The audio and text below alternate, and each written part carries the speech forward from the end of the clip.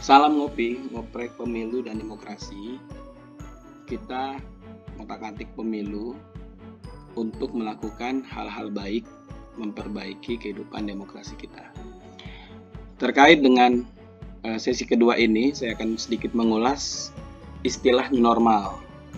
Jadi new normal ini pertama kali disebut dalam konteks COVID-19 pada tanggal 16 April 2020 oleh Hans Kluge, Direktur WHO Regional Eropa. Jadi pada saat itu disampaikan dalam konteks sebagai satu pedoman transisi layanan kesehatan publik untuk dilakukan di negara-negara Eropa. Sehingga setelah itu seluruh hal terkait dengan new normal disandarkan kepada apa-apa yang disampaikan oleh yang bersangkutan. Padahal ternyata bukanlah pertama kali disampaikan pada saat tersebut. Namun sudah sejak 30 April 2003. Jadi sebenarnya istilah new normal ini sudah cukup lama. Disampaikan oleh Roger McNamee. 30 April sangat mungkin digunakan apa yang disampaikan oleh Hans Kluge ini merujuk kepada istilah di sini. Maka penting bagi kita untuk kemudian mengetahui apa sih yang dimaksud dengan new normal oleh Roger McNamee. Namun secara mudah kita bisa menangkap new normal itu berarti satu hal baru atau kondisi baru.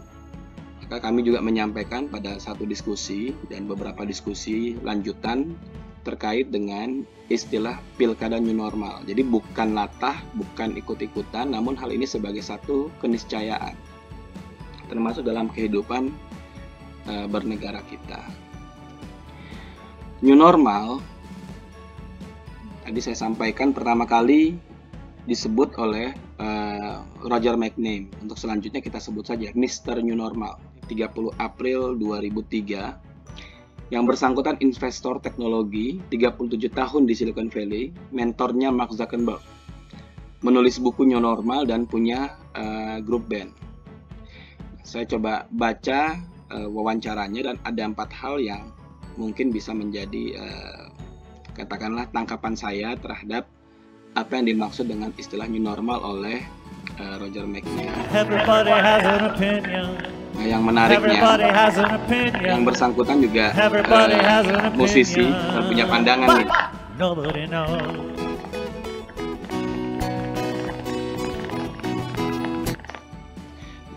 Ada 4 hal menurut saya yang penting. Yang pertama, new normal itu kebutuhan karena old normal tidak lagi dapat digunakan. Roger McNamee menggunakan istilah tersebut merujuk kepada kondisi resesi bisnis.com di Amerika akhir tahun 90-an, awal tahun 2000-an.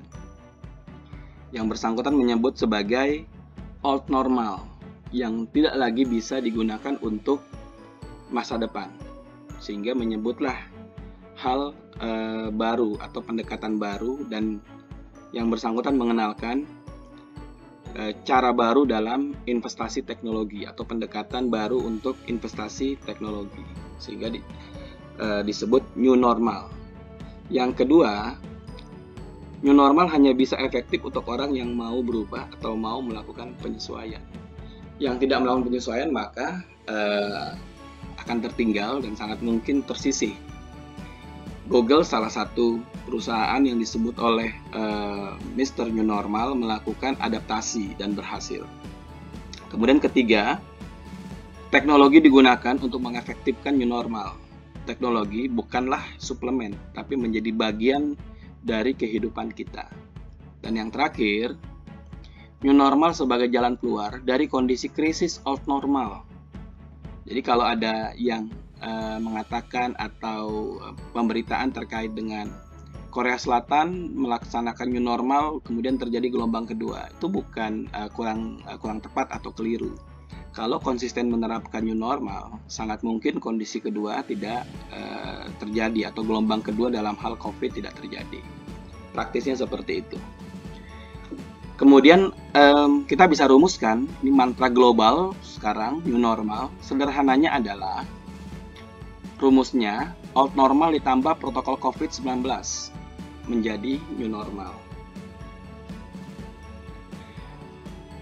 Dia menjadi keniscayaan. Misalnya ini sengaja, ini kutipan-kutipan saja saya ambil. Restoran, protokol COVID-nya adalah jaga jarak dan jangan sampai terjadi penyebaran virus, maka dibuat seperti ini. Kemudian bahkan di Taiwan taksi khusus corona katanya. Menarik ini. Termasuk dalam olahraga. Nah, mudah-mudahan Barcelona tetap menang. Sorry ya, fans Madrid. Jadi sebuah keniscayaan new normal ini. Saya berpikir kita perlu menegaskan dan penting menerapkan new normal mikro. New normal mikro ini terkait dengan aktivitas keseharian kita yang harus kita ubah. Saya tidak pernah bosan menyampaikan pentingnya penggunaan masker. Selalu menjaga jarak meskipun kita sudah gunakan masker. Berjemur pagi, berolahraga. Saya termasuk yang malas sebenarnya berolahraga. Namun dengan kondisi ini mau tidak mau. Inilah keterpaksaan dan bentuk baru. Dan beberapa hal lain. Jadi selain ada new normal makro dalam konteks kehidupan sosial, kita juga penting menerapkan new normal mikro. Kita mulai dari diri kita masing-masing. Semoga kita selalu sehat. Dan ini terakhir, terkait dengan Pilkada 2020.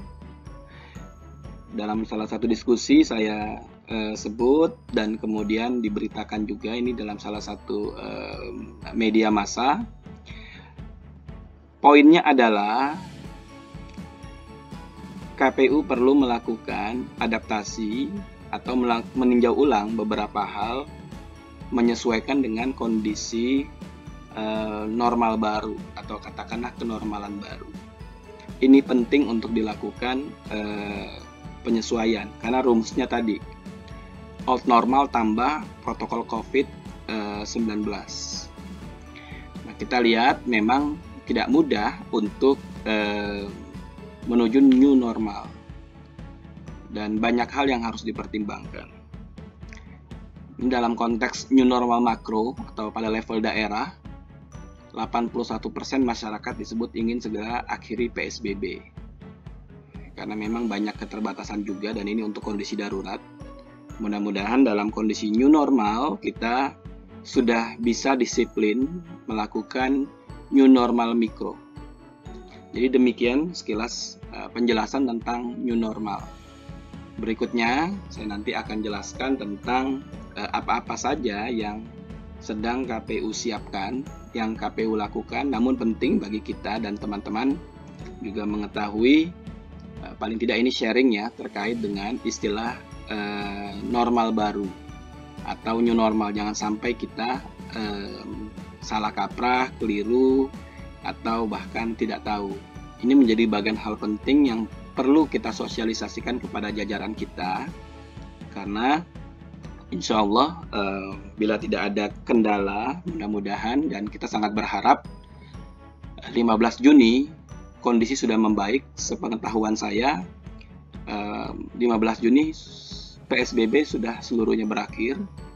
Aktivitas-aktivitas sosial kemasyarakatan atau perkantoran bahkan sudah kembali lagi dilakukan. Dan justru menjadi pertanyaan juga kalau misalnya kantor sudah masuk dengan pendekatan new normal, aktivitas masyarakat sudah berlangsung dengan pendekatan new normal. Terus kenapa pilkadanya tidak dilakukan dengan pendekatan new normal? Itu secara praktis.